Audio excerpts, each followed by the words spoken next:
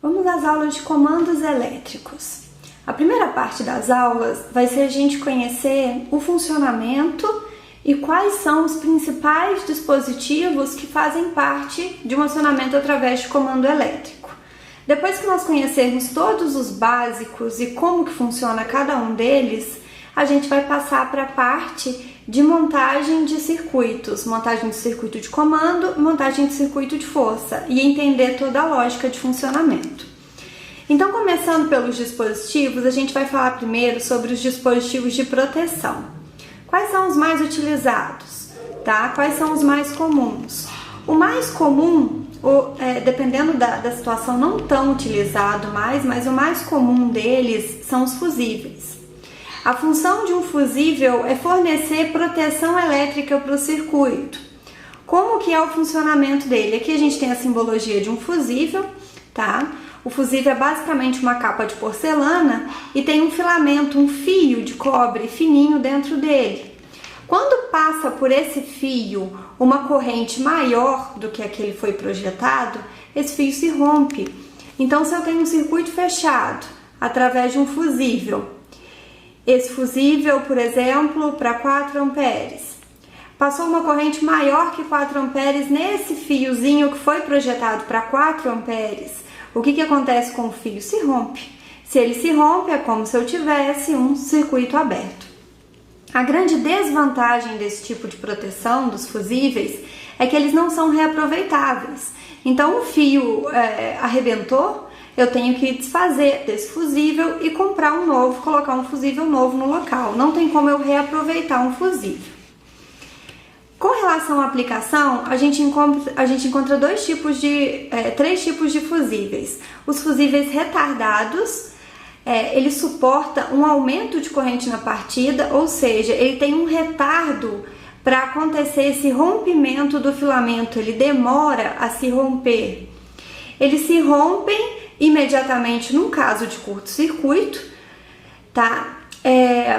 E ele é inadequado se a gente quer uma proteção contra a sobrecarga. Na proteção contra o curto, é imediata a proteção dele. Ele rompe o filamento e o circuito fica protegido. Agora, com relação ao aumento de corrente, com relação à sobrecarga, ele fica um tempo suportando essa sobrecarga antes de se romper. A gente tem os fusíveis de ação rápida, tá? Ele é indicado para máquinas onde a gente não tem pico de partida, não tem pico na partida, e eles protegem também contra a sobrecarga. Se a gente tiver um pico na hora da partida, toda vez que a gente for acionar o motor utilizando esse fusível de ação rápida, o fusível vai se romper, o fusível vai queimar. E os fusíveis de ação ultra rápida, eles são indicados para equipamentos eletrônicos, equipamentos que são mais sensíveis, porque ele tem uma maior sensibilidade de proteção. Então, com uma diferença pequena no nível de corrente que foi projetado esse fusível, se a gente aumenta um pouco essa corrente no circuito, ele já se rompe, ele já protege. Com relação à forma construtiva, a gente tem dois tipos, os fusíveis de AZED e os fusíveis NH. Primeiro a gente vai falar do tipo D, que são os fusíveis de AZED. Eles são encontrados na faixa de corrente de 2 a 63 amperes. E ele tem uma corrente de ruptura de até 70 kA. O que seria essa corrente de ruptura? Eu tenho aqui o desenho do fusível de AZED. Ele parece uma garrafinha. Ele é feito de porcelana. Então, vamos supor que viesse escrito, nesse caso aqui a gente tem um que está escrito 6 amperes, essa é a corrente que o filamento dele suporta, 500 volts, a tensão de funcionamento, e a gente tem uma corrente altíssima que vem escrito no corpo desse fusível, nesse caso aqui 50 kA. O que significa isso? É a nossa corrente de ruptura. Significa que essa proteção física, essa proteção de fora do corpo do fusível, suporta até uma corrente de 50 kA. Se eu tiver uma corrente superior a esse valor, o fabricante não garante que o corpo desse fusível vai aguentar. Então, o que pode acontecer? Ele pode explodir, esse fusível pode estourar. Então, essa daqui, a corrente mais baixa, a corrente nominal, seria a proteção elétrica do fusível com relação ao circuito. Qual que é o valor de corrente que ele protege o meu circuito? E esses 50 kA seria a proteção que o corpo desse fusível suporta.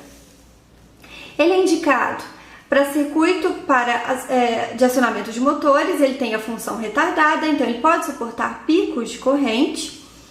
E nesse fusível, na parte de baixo dele aqui, ele tem uma bolinha que varia a cor e a gente chama essa bolinha de espoleta. Cada cor, a diferença da cor indica para mim uma diferença do nível de corrente. Por exemplo, se essa espoleta for da cor cinza, significa que esse fusível suporta uma corrente nominal de 16 amperes.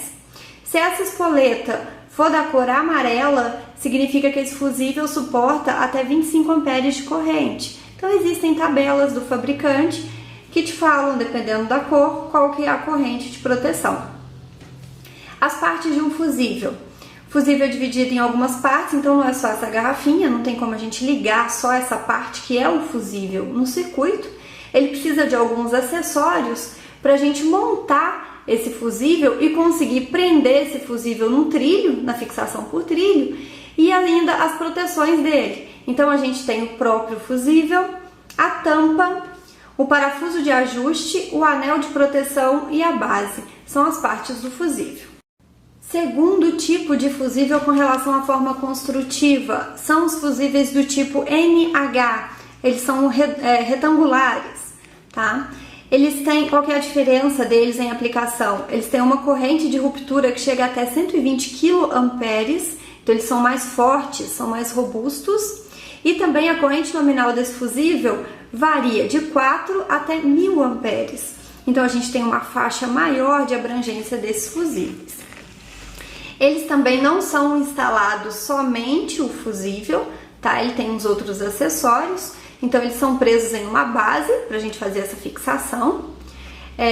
Para a gente prender, para a gente retirar esse fusível que foi preso na base, a gente precisa de um punho, chamado de punho para fusível NH. Depois que ele foi preso, essas duas partes aqui, ó, são as partes condutoras do fusível. Depois que ele foi preso, para a gente tirar esse fusível da base, a gente precisa de um punho que encaixa nesse fusível e a gente consegue puxar. E ele também ele tem variações de tamanho. Então eu tenho o NH00, que é o menorzinho, NH1, NH2 e NH3, que são os tamanhos maiores. Segundo tipo de proteção, mais utilizado, os disjuntores termomagnéticos. Eles fornecem a proteção contra curto-circuito e contra sobrecarga de longa duração, ou seja, também suportam picos na hora da partida. A grande vantagem dos disjuntores sobre os fusíveis. O fusível teve um pico de corrente, o fusível queimou, eu tenho que descartar e colocar um fusível novo. O disjuntor não. Teve um pico de corrente, o que acontece com o disjuntor? Ele desarma. Então eu só tenho que ir rearmar esse disjuntor novamente. A simbologia, tá? De acordo com a NBR e de acordo com a IEC, são aceitas essas duas simbologias, ok? Os disjuntores, eles podem ser monopolares para uma fase, eles interrompem uma fase, bipolares interrompem duas fases, tripolares interrompem 3 fases, tetrapolares interrompem as 3 fases e mais o neutro. Então só no tetrapolar eu tenho a interrupção do neutro através de um disjuntor. E eles podem ser classificados também em curvas A, B, C e D. Que depende essa curva? Para cada aplicação, se é aplicação industrial, se é aplicação residencial, eu tenho um tipo de curva que o fabricante também me fornece essas informações nos manuais. Então, um disjuntor, todo mundo já conhece, um disjuntor desse que a gente tem em casa mesmo, ele tem a chavinha, a gente carrega essa chavinha para baixo ou para cima para ligar ou para desligar esse disjuntor. Ele tem os parafusos na parte superior e na parte inferior, que é onde a gente faz os contatos, que é onde a gente faz a interligação da nossa fiação. Ele sempre vem a curva, o nível de corrente que ele suporta e a quantidade de polos informada, além de outros valores, como a tensão de trabalho e a corrente de ruptura em algumas marcas. Com relação à simbologia, se vocês repararem no disjuntor, quando a gente mexe essa chavinha dele, vai aparecer na parte de cima ou na parte de baixo uma cor diferente ou um símbolo diferente. Se o símbolo for um 1 ou um I, indica que esse disjuntor ele está armado, ele está ligado. Se um símbolo for o 0, significa que ele está desligado. Algumas marcas, fora o símbolo, representam também através de cor. A cor vermelha significa que esse disjuntor está ligado e a cor verde demonstra que esse disjuntor está desligado. Outros dispositivos de proteção encontrados dentro de comando elétrico. Relé térmico, também conhecido como relé de sobrecarga.